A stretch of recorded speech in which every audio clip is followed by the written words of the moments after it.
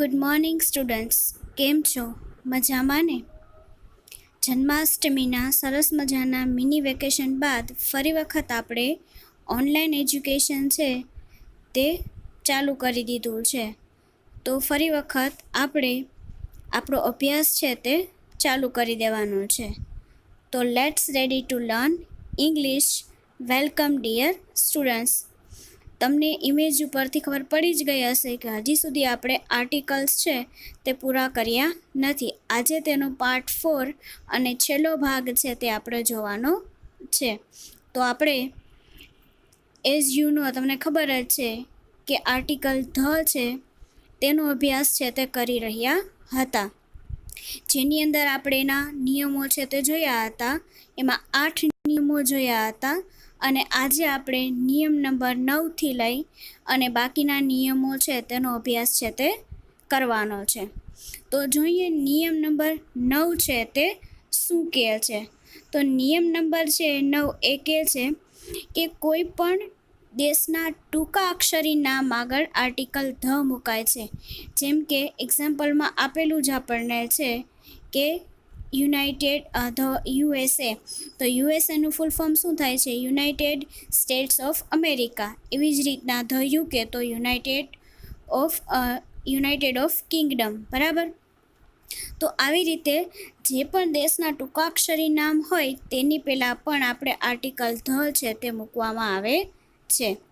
નિયમ નંબર 10 જોઈએ કે વિશિષ્ટ વ્યક્તિઓના નામની આગળ પણ ધ આર્ટિકલ મુકાય છે. વિશિષ્ટ વ્યક્તિઓ એટલે કે જેમ કે ઉદાહરણમાં આપેલું જ છે કે ધ કેપ્ટન, પછી the manager, the principal, the prime minister, the president. તો આવા જેટલા પણ વિશિષ્ટ વ્યક્તિઓ હશે તેની આગળ આર્ટિકલ ધ છે તે મૂકવાનો હોય છે. એટલે આ આર્ટિકલ ધનો 10મો નિયમ હતો. હવે જોઈએ એના પછીનો 11મો નિયમ. સાપેક્ષ તુલના માટે એટલે કે ડબલ કમ્પેરેટિવ ડિગ્રી માટે 2 વખત ધનો ઉપયોગ થાય છે. જે મેં તમને આની પહેલાંનો જે વિડીયો હતો તેમાં કીધું હતું કે જે આપણે ડિગ્રી વાપરીએ છીએ એમાં સુપરલેટિવ ડિગ્રી છે ને તેમાં આપણે ધ વાપરીએ છીએ. અને એના પછીનું મેં તમને કીધું હતું કે જ્યારે આપણે ડબલ કમ્પેરેટિવ ડિગ્રી આવે છે ત્યારે પણ તેમાં પણ આપણે ધ છે તે વાપરીએ છીએ. પણ યાદ રાખજો, ડબલ કમ્પેરેટિવ ડિગ્રી છે ને એમાં ધનો ઉપયોગ 2 વખત થાય છે. બરાબર. જેમ કે આપણે એક્ઝામ્પલ દ્વારા સમજીએ તો કે the more you read the more you understand. એટલે કે શું કે તમે જેટલું વધારે વાંચશો એટલું વધારે તમે સમજશો. તો અહીંયા આપણે આર્ટિકલ ધ છે ને એનો ઉપયોગ 2 વખત કર્યો છે. એટલે જ્યારે પણ આવી ડબલ કમ્પેરેટિવ ડિગ્રી આપેલી હોય અથવા તો આપણે એમ કહીએ કે મોર આપેલું હોય અને એની પહેલાં બ્લેન્ક્સ આપેલી હોય ને આવું કંઈક 2 વખત મોર આવેલું હોય, વચ્ચે કોમા આવેલો હોય, તો બંને બ્લેન્ક્સની આગળ જેમ કે અહીંયા પણ બ્લેન્ક્સ આપેલી હોય અને અહીંયા પણ બ્લેન્ક્સ આપેલી હોય તો બંને બ્લેન્ક્સની અંદર આર્ટિકલ ધ છે તેનો જ ઉપયોગ છે તે કરવામાં આવે છે. એવી જ રીતના સેકન્ડ એક્ઝામ્પલ જોઈએ તો the more we earn the more we can spend. એટલે કે આપણે જેટલું વધારે કમાશું એટલો વધારે આપણે સ્પેન્ડ એટલે કે ખર્ચ કરશું. તો અહીંયા મેં તમને પહેલાં કીધું જ પ્રમાણે કે જો મોર આવેલું હોય, બરાબર, બંનેની જગ્યાએ મોર આવેલું છે અને એની પહેલાં જો તમને બ્લેન્ક્સ આપેલી હોય તો બંને બ્લેન્ક્સની અંદર આર્ટિકલ ધ છે તે મૂકવામાં આવે છે. એટલે કે ડબલ કમ્પેરેટિવ ડિગ્રીમાં 2 વખત ધ આર્ટિકલ છે તેનો ઉપયોગ થાય છે. ચાલો હવે જોઈએ આગળના નિયમો. હવે જુઓ વિદ્યાર્થી મિત્રો કે ધ આર્ટિકલના બેઝિક મોટા જે નિયમો હતા એ તો આપણે જોઈ લીધા, પણ એવા નાના ઘણા બધા નિયમો છે અથવા તો ઘણા બધા શબ્દો છે કે જેની આગળ ધ આર્ટિકલ છે તે મૂકવામાં આવે છે. એટલે આપણે એ કઈ જગ્યાએ ધ આર્ટિકલ વપરાય છે એ આપણે હવે જોવાના છીએ. જેમ કે આપણને આપેલું છે કે નીચેના નામોની આગળ પણ આર્ટિકલ ધ છે તે મૂકવામાં આવે છે. તો જોઈએ કે કયા નામ હોય છે. તો એની અંદર એપિક્સ એટલે કે મહાકાવ્યો છે. જેમ કે મહાભારત છે, બરાબર, તો આપણે ધ મહાભારત લખીએ છીએ. પછી રામાયણ છે તો ધ રામાયણ, બરાબર. પછી એપિક છે ધ પેરેડાઇઝ લોસ્ટ, એ પણ ઇંગ્લિશ જે લિટરેચર છે એનું બહુ મોટું મહાકાવ્ય છે અને બહુ સરસ સ્ટોરી આપેલી છે, બરાબર. તો એની આગળ પણ આર્ટિકલ શું લાગશે? ધ. એવી જ રીતને ધર્મગ્રંથો છે, બરાબર, જેમ કે બાઇબલ છે. જો યાદ રાખજો, મહાકાવ્યો, તમને એમ લાગતો હશે ટીચર કે ધર્મગ્રંથોમાં મહાભારત ને રામાયણ ના આવી જાય? હા, આવી જાય, પણ એ કેવા છે? મહાકાવ્ય સ્વરૂપે આપણને આપેલા છે, એટલા માટે. અને અહીંયા શું છે? ધર્મગ્રંથો છે. જેમ કે આપણે કેમ કહીએ છીએ કે ભાઈ ખ્રિસ્તી લોકો છે, બરાબર, સોરી, જે ક્રિશ્ચિયન લોકો છે એનો જે ધર્મગ્રંથ છે એ બાઇબલ છે, પછી મુસ્લિમ છે એનો કુરાન છે, આપણું છે તો ભગવદ્ ગીતા છે, બરાબર. એવી જ રીતે તો અહીંયા હોલી બુક્સ છે, એટલે કે પવિત્ર ગ્રંથો, પવિત્ર બુક છે, જેને ધર્મગ્રંથો કહીએ છીએ. તો જેમ કે બાઇબલ આપેલું હોય તો તેની પહેલાં પણ ધ આર્ટિકલ લાગે છે. કુરાન આપેલું હોય તો એની પહેલાં પણ ધ આર્ટિકલ લાગે છે. અને ભગવદ્ ગીતા, બરાબર, જે પણ આપણા હિન્દુ ધર્મ માટેનું પવિત્ર પુસ્તક છે, તો તેની પહેલાં પણ ધ જ આર્ટિકલ છે તે વપરાય છે. એટલે હવે જોઈએ આગળ કે બીજા કયા કયા શબ્દો છે કે જેની પહેલાં આર્ટિકલ ધ મુકાય છે. હવે એની અંદર સમાવેશ થાય છે નદીઓનો. તો જેમ કે ગંગા હોય, નાઇલ નદી છે, યમુના નદી છે, તો આ બધાની આગળ આર્ટિકલ ધ છે તે મુકાય છે. ટૂંકમાં નદીઓના નામની આગળ આર્ટિકલ ધ આવશે. પછી માઉન્ટેન્સ છે, એટલે કે પર્વતો છે, જેમ કે હિમાલયાસ, આલ્પ્સનો પર્વત છે, તો એની પહેલાં પણ ધ આર્ટિકલ છે તે મુકાય છે. પણ આમાં યાદ રાખજો કે જે સિંગલ પર્વત હોય ને એની આગળ જે છે ને ધ આર્ટિકલ છે તે મુકાશે. છૂટાછવાયા પર્વતો આવેલા હોય તો તેની પહેલાં ધ આર્ટિકલ મુકાતો નથી. આ વસ્તુ પણ તમે મગજમાં રાખજો. ચાલો, એના પછી છે ડેઝર્ટ્સ, એટલે કે રણ પ્રદેશો, રણ જે છે, જેમ કે સહારાનું રણ છે, જે આપણને ખબર છે કે સૌથી મોટું રણ છે, તો તેની પહેલાં પણ ધ આર્ટિકલ આવ્યો. પછી ધ ગ્રેટ સેન્ડી, એ પણ એક રણ છે, બરાબર, તો તેની પહેલાં પણ શું આવશે? Article the. ટૂંકમાં જેટલા પણ રણ છે એના નામની પહેલાં ધ આર્ટિકલ છે તે મુકાય છે. પછી કેનલ્સ છે, એટલે કે નહેર છે, જેમ કે ધ સુએઝ કેનલ, પછી પનામા કેનલ. આ બધું તમે એસએસ છે, સોશિયલ સાયન્સ છે, તેમાં ભણી જ રહ્યા છો અને આગળ પણ ભણી જ ગયા હશો, એટલે તમને આઈડિયા તો હશે જ કે પનામા નહેર શું છે, સુએઝ નહેર કોને કહેવાય, શું છે, બરાબર. તો આ બધી નહેર છે તેની આગળ પણ આર્ટિકલ ધ છે તે મુકાય છે. ચાલો હવે આગળ જોઈએ. રિલિજિયસ ગ્રુપ્સ છે, બરાબર, એટલે કે ધાર્મિક સમુદાયો, જેમ કે ધ હિન્દુ છે, તો હિન્દુ છે એક સમુદાય છે, તો એની પહેલાં પણ ધ આર્ટિકલ. પછી ધ ક્રિશ્ચિયન, તો ક્રિશ્ચિયન પણ એક કેવો છે? સમુદાય છે, તો એની પહેલાં પણ ધ આર્ટિકલ. પછી ધ સિખ્સ છે, બરાબર, શીખ લોકો છે એનો સમુદાય છે, તો એની પહેલાં પણ ધ આર્ટિકલ છે તે મુકાય છે. પછી જોઈએ આઠમું, ન્યૂઝપેપર્સ, એટલે કે વર્તમાનપત્રો. જેટલા પણ છાપા આવે છે, જેટલા વર્તમાનપત્રો છે, બધાની આગળ ધ આર્ટિકલ ફરજિયાતપણે મુકાય છે. ઇંગ્લિશ ગ્રામરમાં યાદ રાખજો, બરાબર. જેમ કે ધ ટાઈમ્સ ઓફ ઇન્ડિયા, તો ટાઈમ્સ ઓફ ઇન્ડિયા ન્યૂઝપેપર છે, એટલે એની પહેલાં આગળ આર્ટિકલ ધ લાગ્યો. પછી સંદેશ છે, બરાબર, તો સંદેશ છે એની પહેલાં પણ શું લાગ્યું? The article. પછી ગુજરાત સમાચાર છે, તો એની પહેલાં પણ લાગે આર્ટિકલ ધ. એટલે કે કોઈ પણ વર્તમાનપત્ર હોય તેની પહેલાં ધ આર્ટિકલ મુકાય છે. એવી જ રીતના છે ટ્રેન્સ, એટલે કે ગાડીઓ જે હોય છે, ટ્રેનના જે નામ હોય છે, એના નામની પહેલાં પણ આર્ટિકલ ધ છે તે મૂકવામાં આવે છે. જેમ કે સાબરમતી એક્સપ્રેસ છે, તો એની પહેલાં પણ ધ આર્ટિકલ. પછી સર્વોદયા એક્સપ્રેસ છે, તો એ પણ એક ટ્રેનનું નામ છે, એટલે એની પહેલાં પણ ધ આર્ટિકલ. પછી ધ રાજધાની એક્સપ્રેસ છે, તો રાજધાની એક્સપ્રેસ પણ ટ્રેનનું નામ છે, એટલે એની પહેલાં પણ શું આવે છે? ધ આર્ટિકલ આવે છે. એટલે કે ટ્રેન્સ છે એના નામની આગળ પણ ધ આર્ટિકલ મૂકવામાં આવે છે. ચલો હવે આગળ જોઈએ. નેશનાલિટીઝ, એટલે કે રાષ્ટ્રીયતા. જેમ કે આપણે એમ કહીએ કે આપણે કેવા છીએ? ભારતીય છીએ, તો આ ભારતીય આપણી રાષ્ટ્રીયતા થઈ, જેને ઇંગ્લિશમાં આપણે ઇન્ડિયન્સ કહીએ છીએ. તો આપણી રાષ્ટ્રીયતા દર્શાવવી હોય ને ત્યારે પણ તેની પહેલાં ધ આર્ટિકલ મુકાય છે. એવી જ રીતના રશિયન્સ છે, રશિયાના જે લોકો હોય તો એની પહેલાં પણ ધ. પછી આફ્રિકાના લોકો હોય તો આફ્રિકન્સ કહેવાય છે, તો એની પહેલાં પણ આવશે ધ આર્ટિકલ.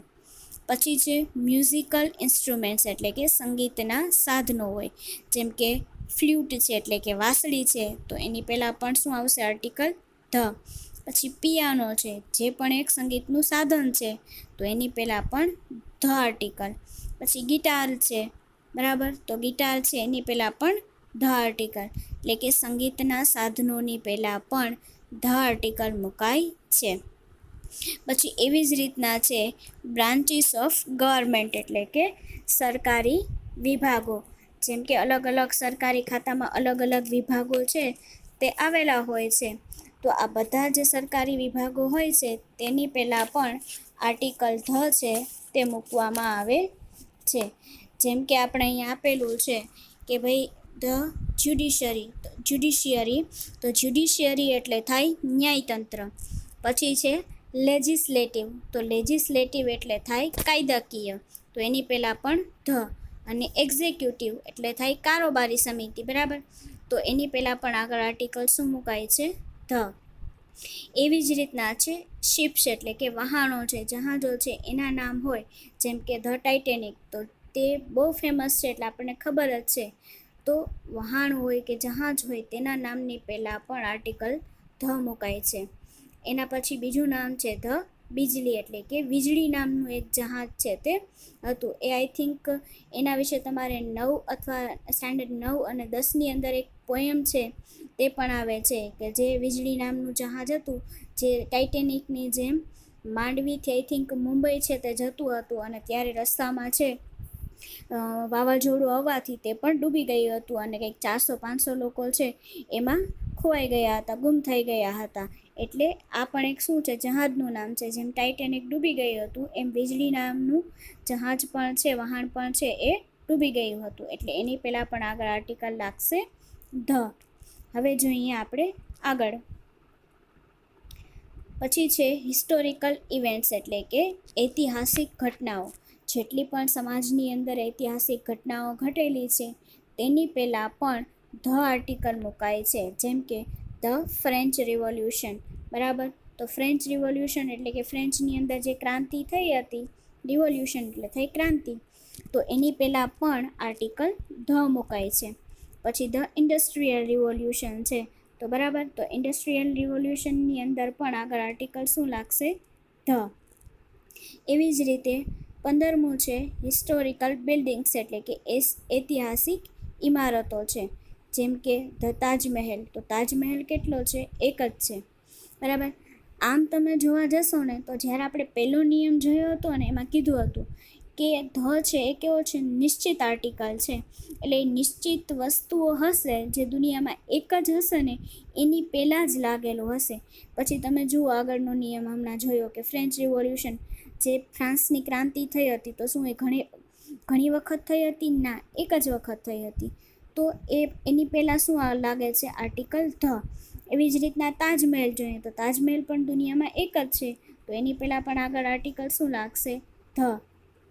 એવી જ રીતે ધ રેડ ફોર્ટ છે, લાલ કિલ્લો છે, તો લાલ કિલ્લા પણ કેટલા છે દુનિયામાં? એક જ છે અને નિશ્ચિત છે, એટલે એની પહેલાં આગળ આર્ટિકલ લાગશે ધ.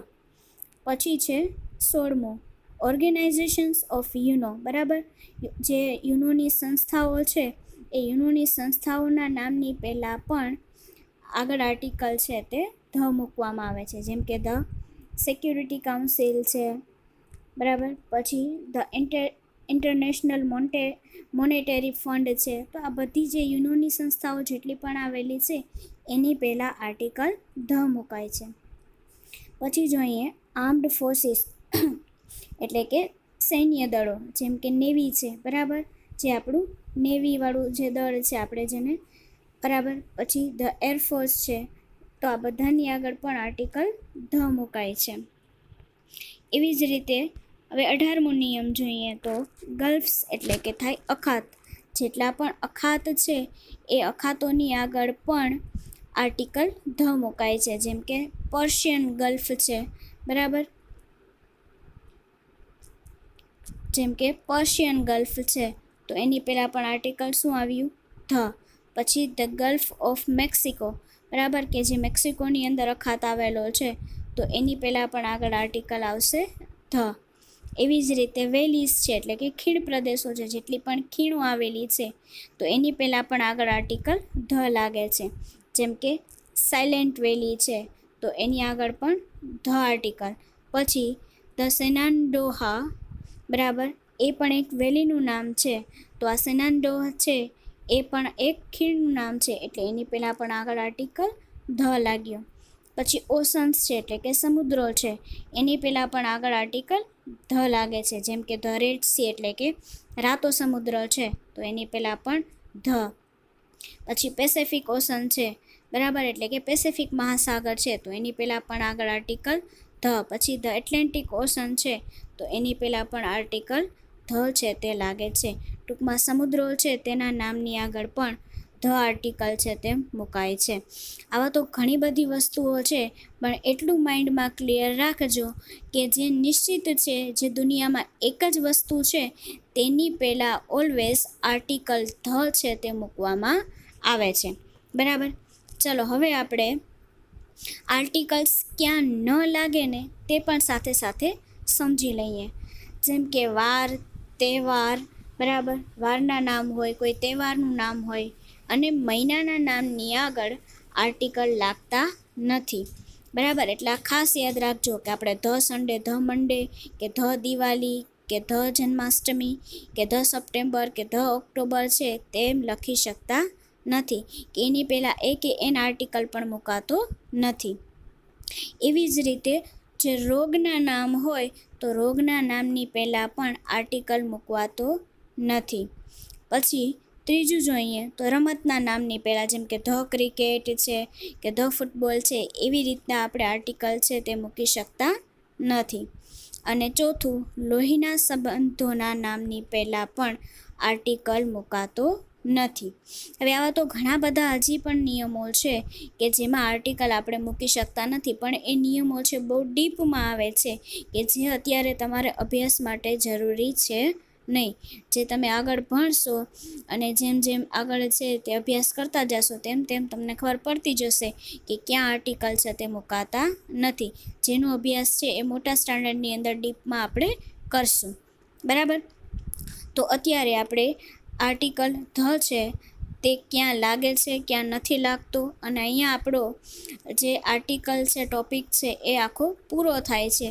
આઈ હોપ કે આ ચારે ચાર ભાગ છે એ તમે સમજી ગયા હશો, અને હવે આર્ટિકલ છે એનો કન્સેપ્ટ તમારા માઇન્ડની અંદર ક્લિયર થઈ ગયો હશે કે આટલી જગ્યાએ આપણે એન ધ આર્ટિકલ છે તે મૂકી શકીએ છીએ, અને ક્યાં આપણે આર્ટિકલ છે તે મુકાતા નથી, બરાબર.